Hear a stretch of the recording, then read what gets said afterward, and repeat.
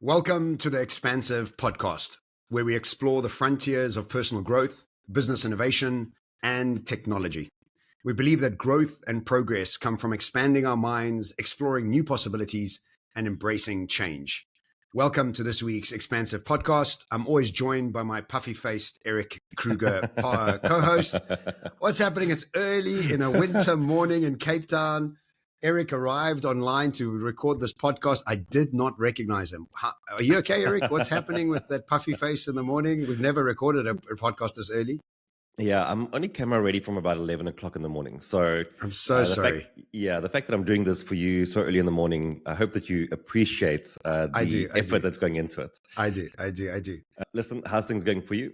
You obviously looking bright-eyed and bushy-tailed. Your hair seems to have settled in place again. So. You see, I'm back in Cape Town. My hair is now calm again. It's relaxed. There's no 48 degrees outside and aircon and inside of 19.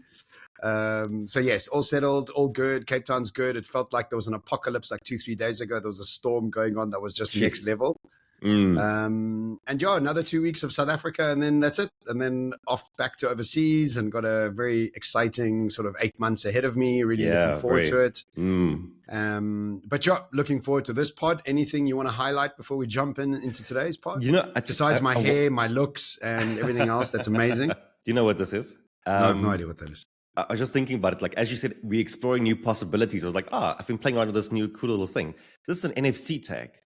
So, you can buy a whole bunch of NFC tags, and then you can program them yourself. Yes. And so, I've been playing around with this, dude, and it's so cool. Like, when I do my presentations online, I always put my phone onto airplane mode, but with Bluetooth enabled. And now, instead of having to go through that entire thing, I can scan this little chip. Yeah. And it does that for me. How cool is that? Oh, so you can pre-program that the NFC, NFC? The NFC tag. You program the NFC tag for whatever action. Programs it to put your phone on airplane mode and stick Bluetooth on. Yeah. And so you put it on your desk, and now I can just hover my phone over it, and then it puts it back into full connectivity mode.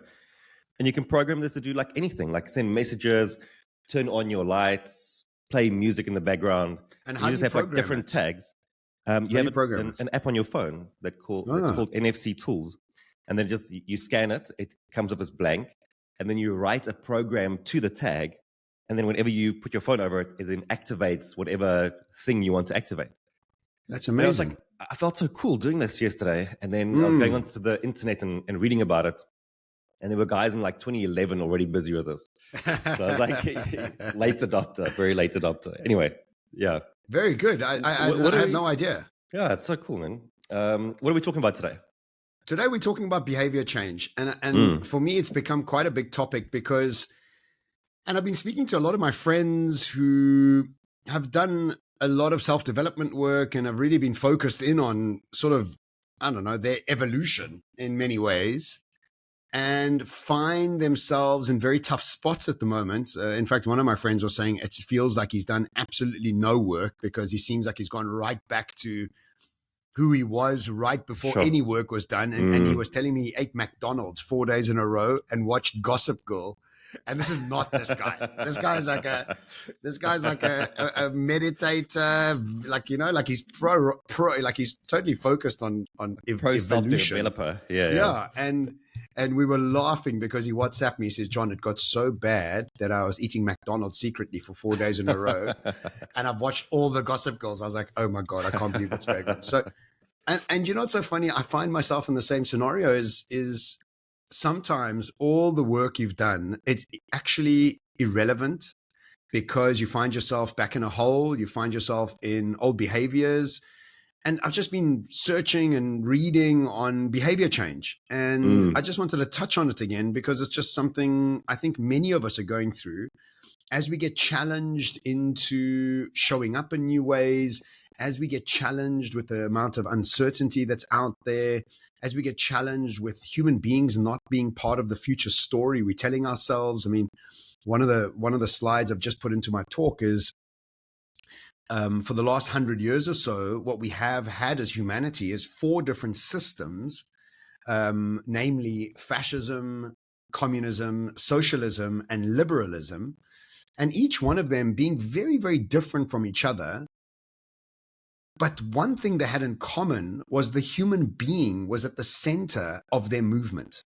You know, so think of it like communism, socialism, fashion. It was always about the human. Let's make us better. It doesn't matter. Let's kill other people. But the human was still the priority. But all four of those systems seem to have not really, gathered the momentum we want them to. And now we find ourselves in a society where human beings are not part of the future's plans. The future is about AI. And all of us are in a panic of how do we show up and allow AI or give AI or not allow, beg AI for some crumbs as it evolves and becomes super intelligent. And this is a tough thing, right? Because all of a sudden, nobody's saying the human is progressing like this. Nobody's saying this is how we evolve as humans. This is how we change behavior so that AI becomes our friends. Everybody's doom scrolling about AI. And I think it's a tough space that we're all in.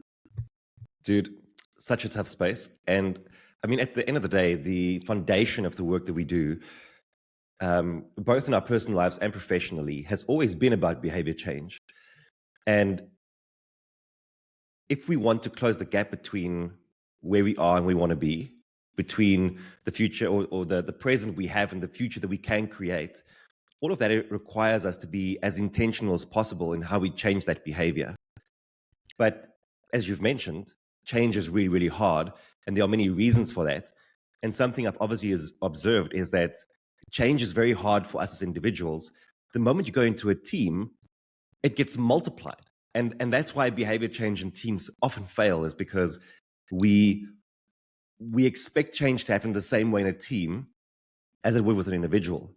And of course, that doesn't happen, because think of the baggage that one person carries and think of the resistance that one person carries. Now multiply that through a team of 5, 6, 7, 8 people. And somehow we expect them to change in sync at the same time to a new behavior. Like it doesn't happen. And that's why most of the times we fail. We put these big sort of interventions in place and it feels good in the moment. And, because the planning phase always feels great. The planning phase where we go, this is what we're going to change. This is what it's going to look like, blah, blah, blah. Like we lay out the entire plan. And then the moment that change needs to happen, things fall flat because you're trying to change not one person, but multiply it through a system. So, yeah, I think this is a very relevant topic that is difficult and therefore it requires a lot of intention to get right. Just changing ourselves is an incredibly tough thing to do. And then you want to bring in an intimate relationship and the baggage from that, and then extrapolate it into organizations. So at every level, I think change is hard. And I've said this many times, neuroscience is now proving that we have between 60 and 70,000 thoughts a day, of which 90% are the same as yesterday. And when people initially hear the stat like I did, it was a punch in the gut. But the truth is, think about how often we want to not eat sugar or, I don't know, stop eating chocolate. So you just don't. You quite literally don't. It becomes secretive that you start doing it because you're almost shaming yourself in a way because you now can't stick to the system or the intention that you had.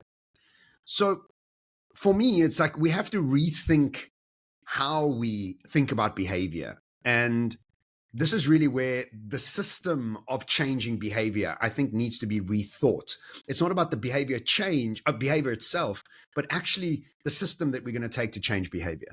And the first thing I want to say is that the toughest thing about wanting to change behavior is an addiction to certainty and perfection that we have.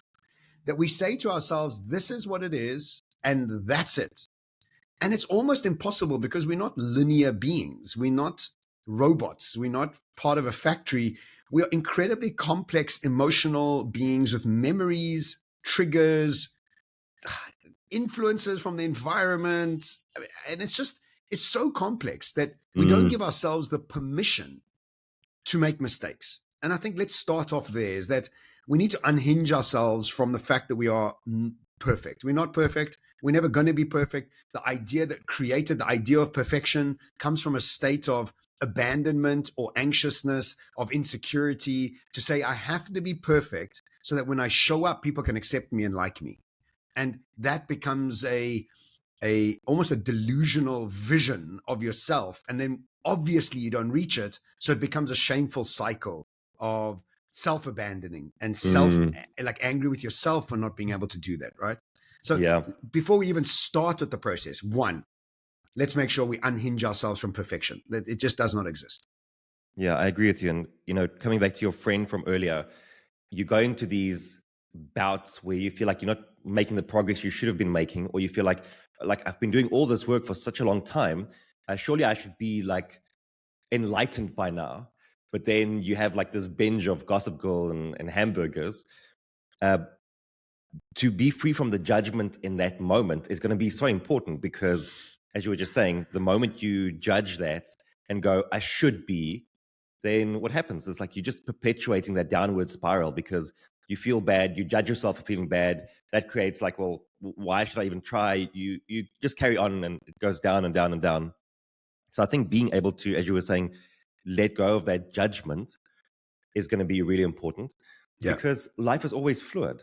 And so, like, the way to actually think about it is that if you have a bout where you are not showing up as your optimal, the work that you've done means that you'll probably pull yourself out of that quicker than before.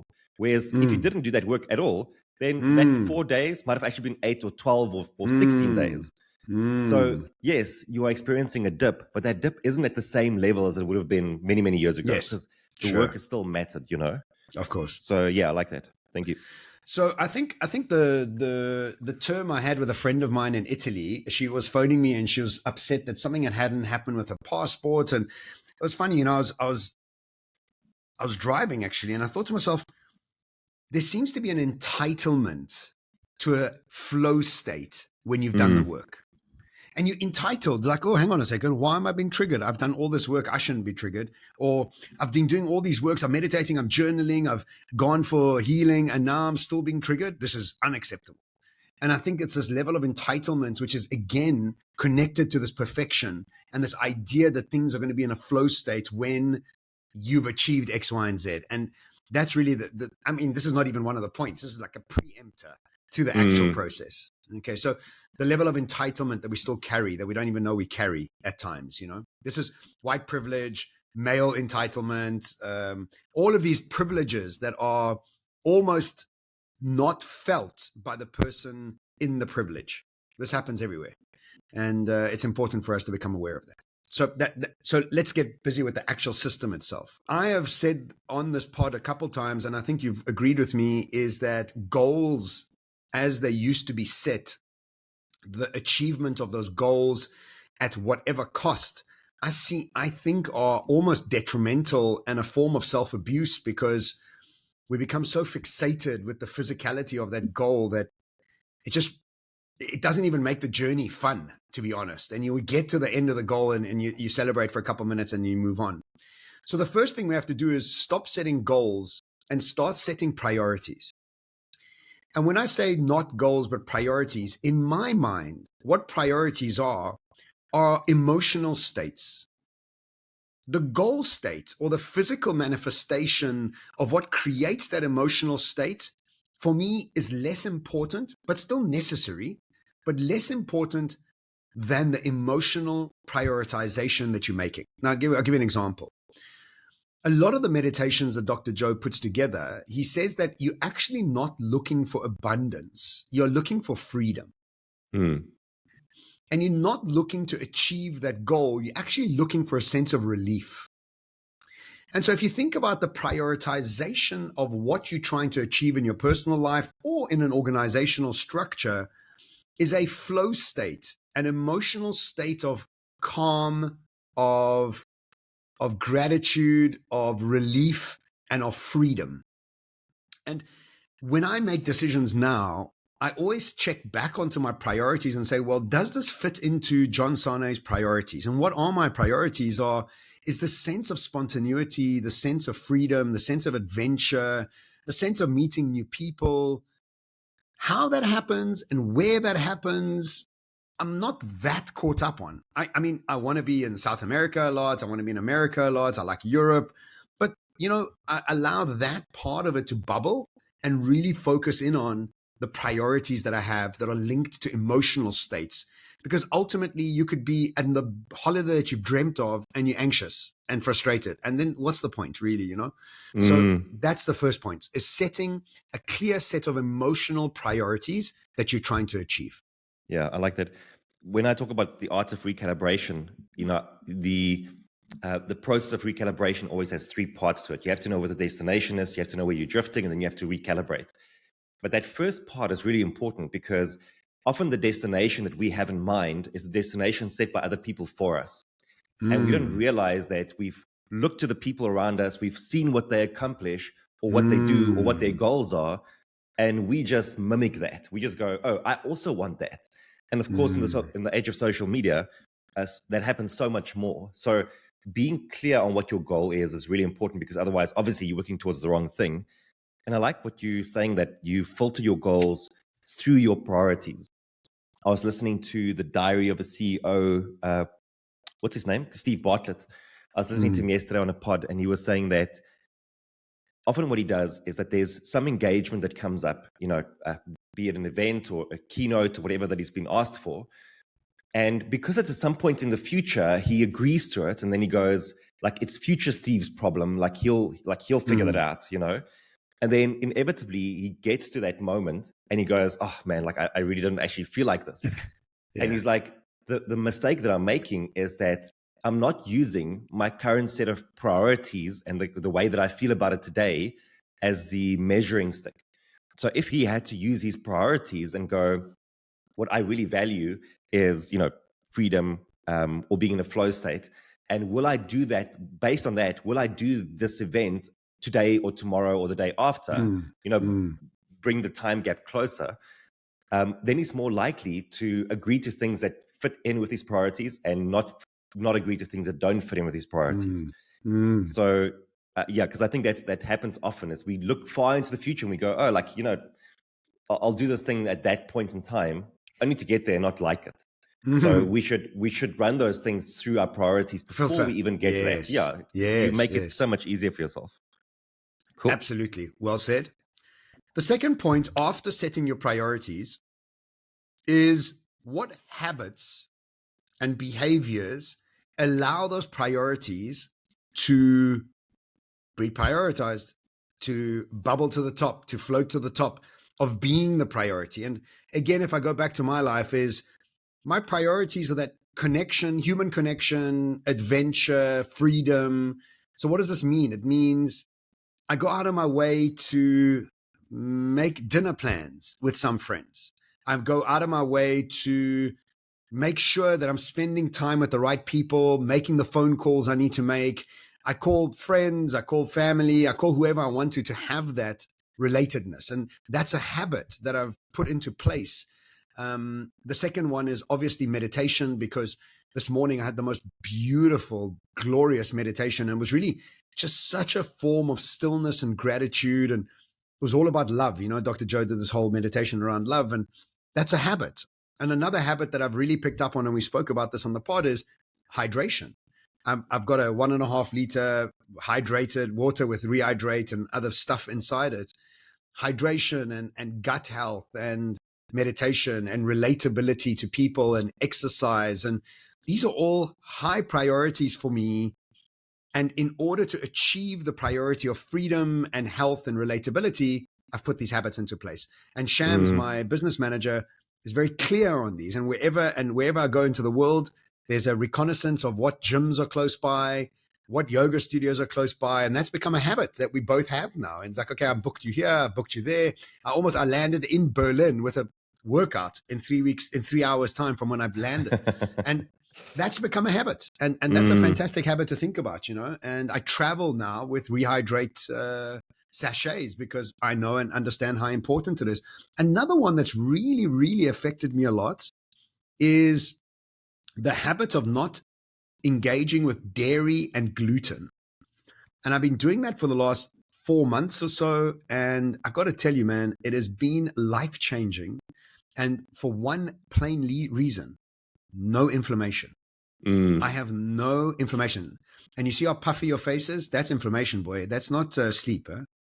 I'm just kidding. It's all the milk I'm drinking in my coffee. Yeah, it's all the milk. Yeah. And I think dairy on the whole is an inflammator, you know, and cutting that out has just created such a seamless. So my body just feels totally different without having that inflammation. And I'm now 4 or 5 months into it. It's a totally different body. You know, I've even had to the point I've had all my pants tailored to get smaller. So my waist has shrunk quite a bit. So that's also an important habit to have in place as a priority, linking it to your priorities. Look, I think at the end of the day, you know, we all, coming back to what you said earlier, 70,000 thoughts a day? 60 to 70, yeah. 60 to 70,000 thoughts a day. I think we all realize the importance of habit, but kind of it stops there quite often, is that we go, okay, we know all these quotes that say, show me your habits and I'll tell you what your life is, you know, like we understand that these are the cornerstones because these are the behaviors that you practice over and over and over. And of course, we know that the things you practice over and over and over accumulates and give you the output of that. So we understand it, but often that's where we stop, as we go, yes, behaviors are really important or habits are really important, and then we stop. And the important thing when I listen to the way that you've constructed your habits is that they've flowed through intention. And so what happens is that you set the intention of, I want to show up in a healthier way. I want to have these priorities that are important to me. What are the behaviors that are linked to that? And then through the practice of these behaviors over and over and over, they finally become habit, because they aren't habit from day one. They become habit over time. But the great thing is that in a way, you can kind of step back from the thinking of like, am I doing the things that are moving me forward? Because you've made sure that your habits are intentional enough that they are contributing value to your life every single day. So you don't have to be scrutinizing them over and over and over, which is ultimately the point. Like, if things are going to be automated in your life, make sure that the automation is something that is meaningful and valuable to you. Absolutely. Well said. You know, and you actually, yeah, you're so right, because it's not even a discussion. Our Shams books me into the workout. It's not a discussion. I have rehydrate always in my bag, like always. That's just what it is. It's not not, I go to a menu and I don't order dairy. That's like, I see something with yogurt, I'm like, I'm not having that. And it's just, it's already a decision that's been made. And it comes back to, have you decided who you want to be? Yeah. And once you've decided who you want to be, the discipline in behavior changes. And so I don't want to be I used to joke with my friend Roy when I was a kid, when we were like in our early 20s, we used to go to gym a lot. And, you know, I used to be a bodybuilder. It was all about that. I was from Bedford View, but, and anybody in Johannesburg or South Africa knows Bedford View. You know exactly what that means. Anybody internationally, I know that's absolutely Chinese. But Bedford View is just like gangster area. Everybody's a bodybuilder and thinks they're gangsters. But anyway, that's where I grew up. And I used to joke with Roy, is like, I'm not becoming a fat toppie. And fat toppie is a slang word in South African that says a fat uncle, like a toppie, like you're like this you know. And I used to say to him, there's no way I'm becoming a fat toppie. I mean, when I look at a fat toppie, I'm like, no way, that's so bad. And I didn't realize that it was just a habit. They've just gotten into bad habits. And it's just about sticking to a habit that you don't have to grow with a big belly, you know, and with moobs. Nothing less attractive than moobs. No offense to anybody with moobs out there. Male boobs, if you didn't know what that means. Okay, last piece. So what we've done now is we've set priorities. Who do you want to be? I do it on an emotional level. You do it however you want to do it, but mine is all about emotions. And I imagine in organizations, Erik, it's values, right? You want to bring some sort of values to the surface, whereas all organizations want to make profit. Of course, nothing wrong with profit. We all love profit, but we're also trying to have profit and value. You know, you want to have integrity in making the profit, which is sometimes where people fall short. But either way, second thing is, what behaviors and habits are you putting into place to bring your priorities to fruition? And then lastly, and I think you've touched on this already, is build a system. Now, the thing here, and this is the big change, is that the thing that you'll be focusing in on is the system, not the priorities and not the habits. It's the system. And the system now is, every time I wake up, I go straight into meditation. That's just my system now. There's nothing else to want to discuss about it.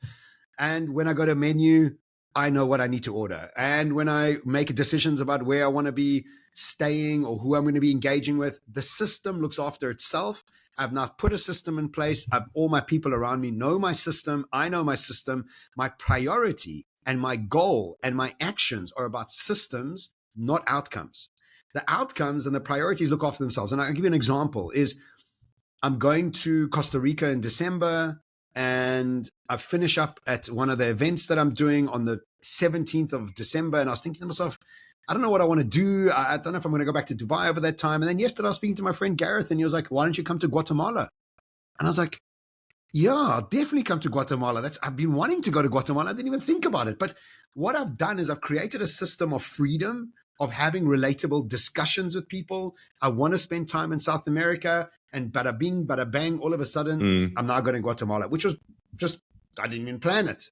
But the system itself took care of that because of the habits and behaviors of chatting to Gareth yesterday and the priorities of freedom and adventure. Look how it all lands up. And I didn't even plan the adventure. The adventure found me because of the system that I put into place with Gareth or with myself.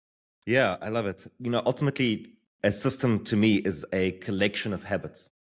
It is the knock-on effect that you create. So like, because I do this thing happens, and this thing happens, and this thing happens.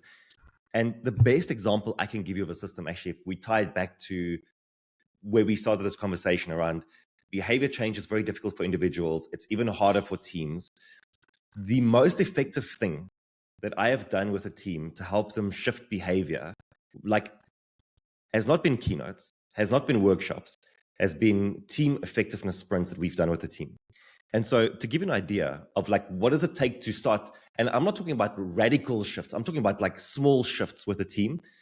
When we do a team effectiveness sprint, it starts with like an involved workshop to decide where do we go. Then for the next 5 weeks, we sprint on one behavior. So we choose one thing to change. And for 5 weeks, we sprint on one behavior. What that entails is every day there's a message that goes out that says, remember, this is the thing that we are trying to change. Why? Because people forget. We get busy. Like we know in organizations, like there are fires burning all the time.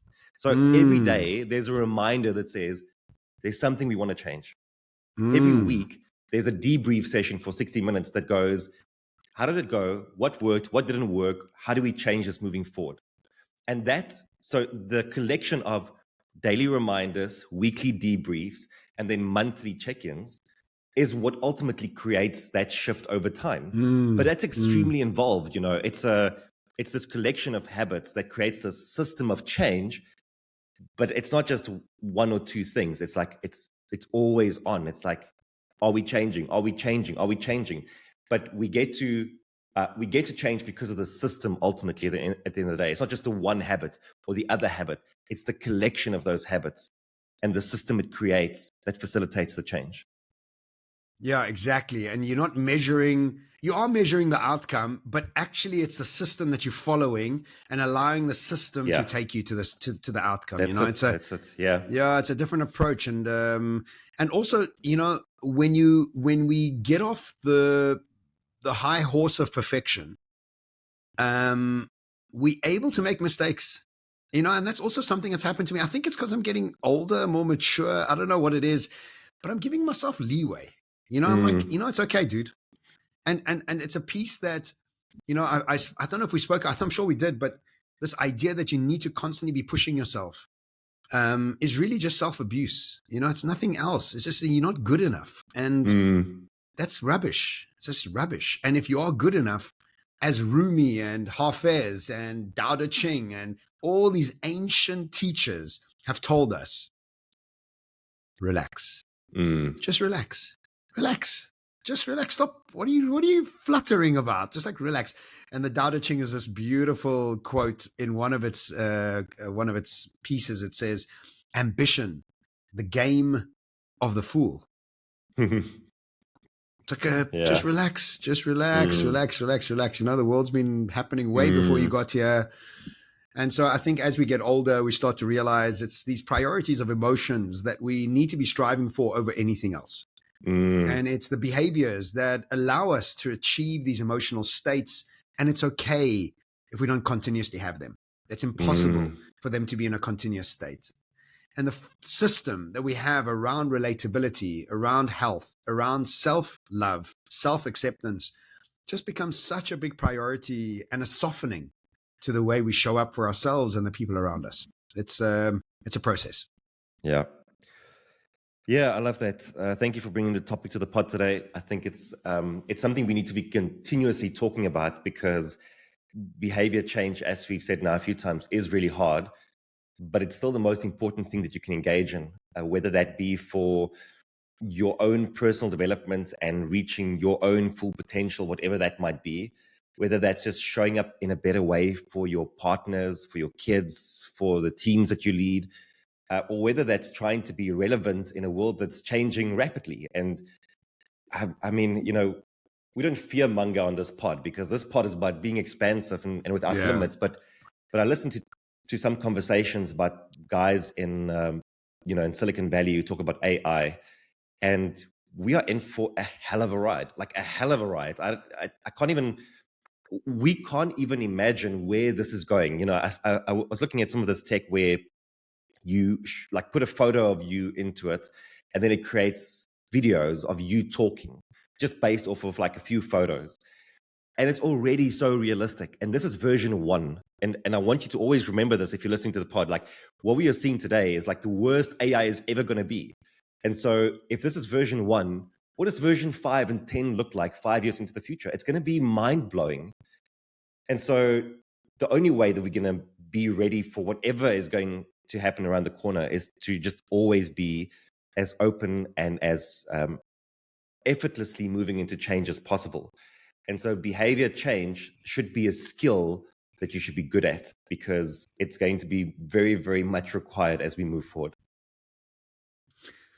Yeah, wow. Okay, well, that's a nice ending, eh? So so it's dead. We're dying, right? Is that what you're saying? We give up now and just go drink that margarita. It's 9 o'clock in the morning. We're recording this podcast. Just go do it. You can do it. You can do it. You mean I wasn't leaving the pod on the upbeat? Yeah. Well, that's that nice upbeat. Guys, AI is coming to eat us. Yes, it's going to kill all of us. And good luck. Good luck out there. Well, look, this is why we need courage to move into the future. And courage is the rage of the heart. And you need to rage from the heart, were you telling me, or courage comes from the French coeur, which it means heart, and courage is the rage of the heart, rage. And you got to let your heart rage, because I think by us prioritizing our hearts and making decisions, we access new types of creativity. And I think AI is replacing everything our intelligent mind could think of and do times a million. And so it means that we have to become new types of humans. That's all it means. And we don't know what that looks like. We just know that it might not be possible through the brain. It might need to go through the heart and develop a new type of currency, an emotional currency, and something we still have to explore that many people don't understand, including myself.